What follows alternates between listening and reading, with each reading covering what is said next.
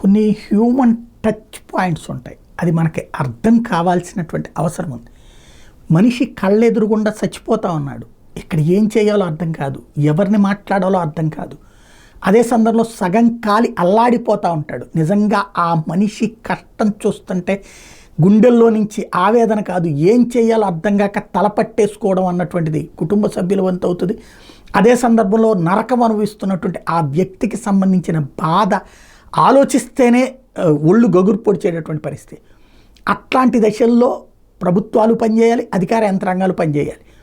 ముందు వాళ్ళకు ఒక ధైర్యాన్ని ఇవ్వాలి, మనోధైర్యాన్ని ఇవ్వాలి. అప్పట్లో ఎల్జీ పాలిమర్స్ ఇన్సిడెంట్ జరిగినప్పుడు జగన్మోహన్ రెడ్డి అక్కడికి వెళ్ళినటువంటి సందర్భంలో ఆ ఫైనాన్షియల్ ప్రాబ్లమే అందరికీ ఎక్కువ కనబడింది. అప్పుడు ₹1 కోటి కాంపెన్సేషన్ అని ప్రకటించుకొచ్చాడు.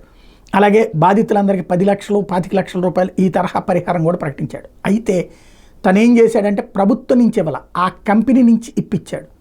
ఇప్పుడు అదే ఫార్ములా నిన్న చంద్రబాబు కూడా ఫాలో అయ్యింది. ఏదైతే ఫార్మా కంపెనీ ప్రమాదానికి సంబంధించి ఇన్సిడెంట్ జరిగిందో, అచ్యుతాపురం సెజ్జులో ఉన్నటువంటి ఎసెన్షియా ఫార్మా పరిశ్రమలో జరిగినటువంటి సంఘటన ఉందో, ఆ సంఘటన మీదన ఆగ్రహించినటువంటి చంద్రబాబు నాయుడు ఆ మేనేజ్మెంట్తో మాట్లాడదామంటే మేనేజ్మెంట్ ఎవరు రాలేదు, అక్కడికి ఎవరు లేరు. ఈ నేపథ్యంలో మేనేజ్మెంట్తో అంటే కాంపెన్సేషన్ ₹1 కోటి ప్రకటించారు. ఆ ₹1 కోటి చివరికి ఆయన వెళ్ళిన 1 గంటలో ఇస్తారన్నారు, ఇవ్వలేదు. అయితే ఆ తర్వాతన అధికారులు ఇట్లాగ రాసి ఇచ్చారనమాట, ఇప్పిస్తామని చెప్పి. అప్పటికి మళ్ళీనే ఇది మేనేజ్మెంట్తో ఇప్పించేటటువంటి ఏర్పాట్లు చేస్తున్నారు. బట్ మేనేజ్మెంట్లో ఇద్దరి మధ్యన గొడవలు ఉన్నాయి కాబట్టి ఏం చేస్తారు ఇది అనేది చూడాలి.